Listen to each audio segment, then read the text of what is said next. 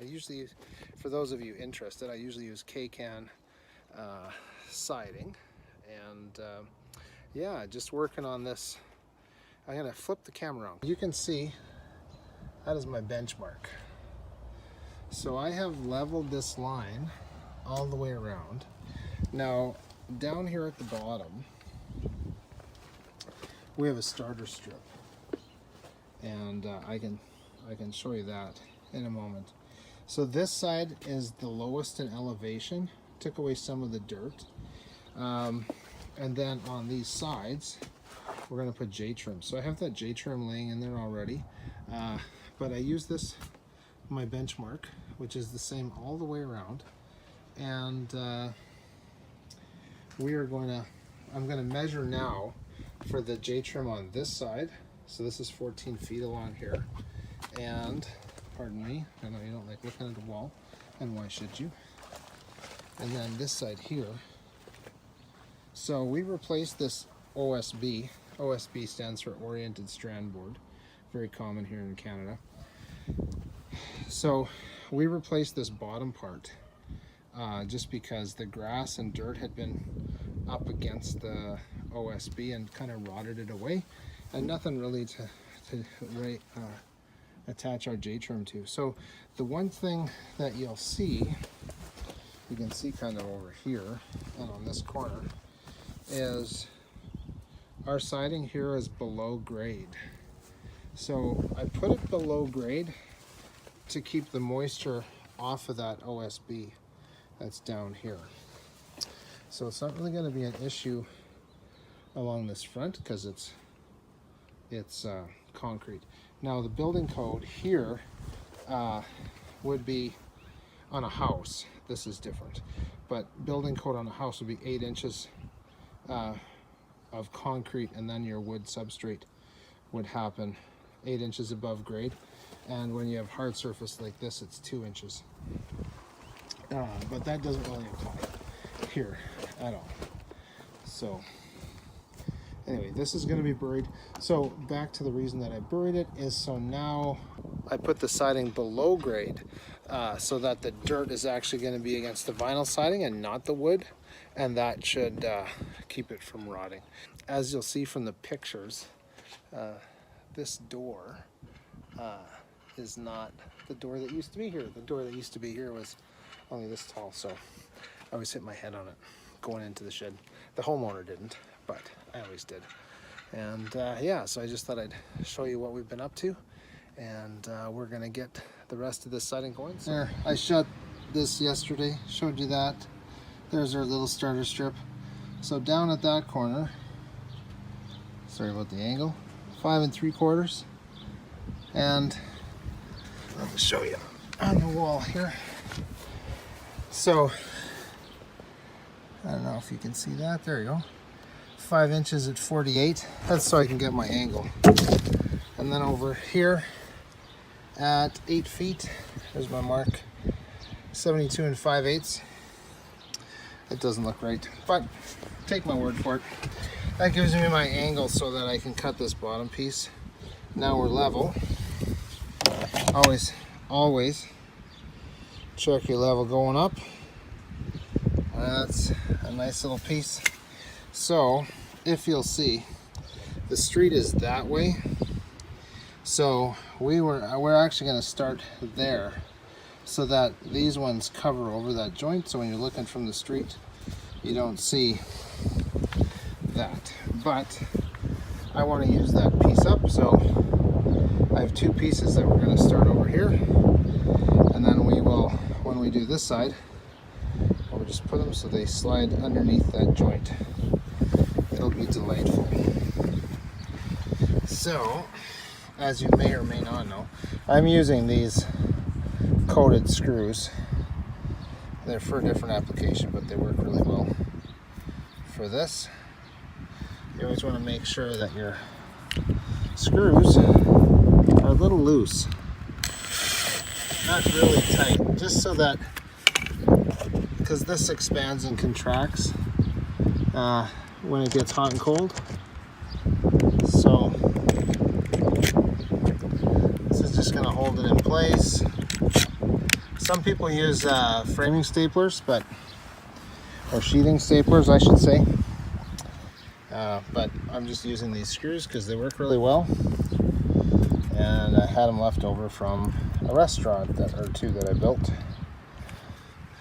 So I thought I might as well use them here. Anyway, I'm gonna finish up on this wall and I will BRBs. All right, friends, we are back about 30 minutes or so later, and we have this wall done. So this wall, in case you're wondering, the 14 by about 7.5 thereabouts. So it goes pretty quick.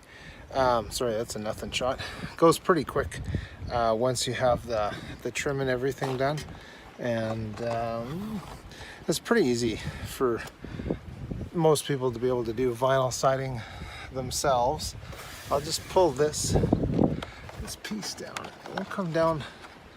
There's a few, if you're gonna do vinyl siding, there's a few special tools that you need.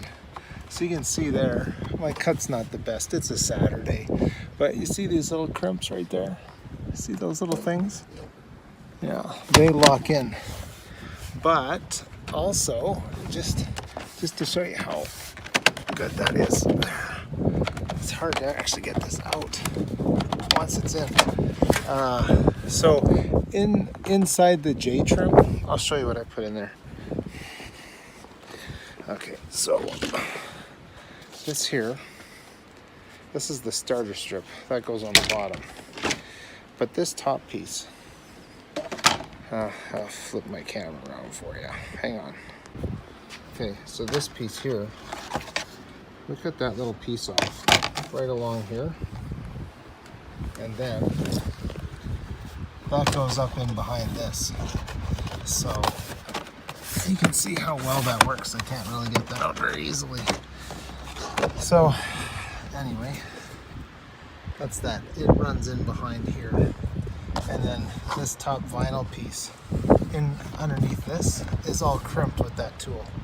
Maybe you've heard of the 80-20 rule, where 20% of the work takes 80% of the time, 80% of the work takes 20% of the time. Well, we're doing all the fiddly bits. Give you a little shot up there, a little shot over there, and of course the plug-in. It all takes time, especially with these little cuts. This is what I'm working on. I'll just flip this. Oops, sorry. Maybe I'll flip this camera around and just show you that here's our cuts. These are lines that's going to go over the window, and there's the tools. Another little shot there. So one of the things that I wasn't able to get around to shooting because I was just kind of busy, focused on making my cuts right, not wasting any material. So I had shown you earlier in the video about how we use the crimper. It's over here. This piece here. See that? There's the lens right there. Yeah, so that actually makes a little crimp in the top. So we cut this top off for the piece that's going under the window, then we just flip this around and we just make the crimps in this edge here. Well, I guess we'll do it on this one because this is going to sit in the J trim up at the top of the window. All right, so I'm going to make that cut. I'm working on the piece that's going to go from here up over the window and then down into that corner. So for this part here that's going to sit in that J trim across the top of the window, I'm going to put, I'll just show you here. So I'm going to flip this part over, and that's going to sit in here and help to hold that out. So then it doesn't bounce back and forth when it's sitting up top there. So I'm going to get to cutting, and I'll get right back to you. Here I have my line marked, and then I'm just using the knife going along my edge. Sorry about that. There, so here I have my straight edge. You can kind of see my pencil line right there. And I'm just running my knife along that edge right to the end. I also use my snips You don't need a saw blade or anything like that. This will work just fine. Now this will be hard to do, but all I'm going to do is just snap that. I don't know if I can do that with the camera. A little too hard.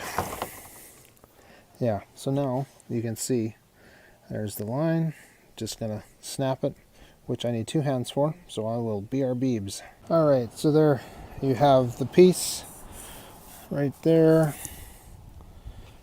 Yes. Ladies and gentlemen, there you go. There's the piece. So I have backing in behind here, so there's no movement. You can also see, measure twice, cut once. This has to be able to slide back and forth from expansion and contraction. And now I'm working on this little piece right here. So I'm going to cut that piece and I'll be right back. Hello friends. Got the last piece right here. All right, so no selfie stick, just arms and hands. Going up the ladder, that's where we're going to put her in. You can kind of see we've got the pieces up in here. And I've got my crimps done. And in we go. Just like that. See how it slides back and forth? That's gonna be great. All right, there you go. Looks really good. Really happy with how it all turned out. Down in here, nice and tight. Could still move back and forth. And there's the pieces in above the door. Got everything in. Some nice cuts, little pieces. Now, shed's done. Time to move on to something else.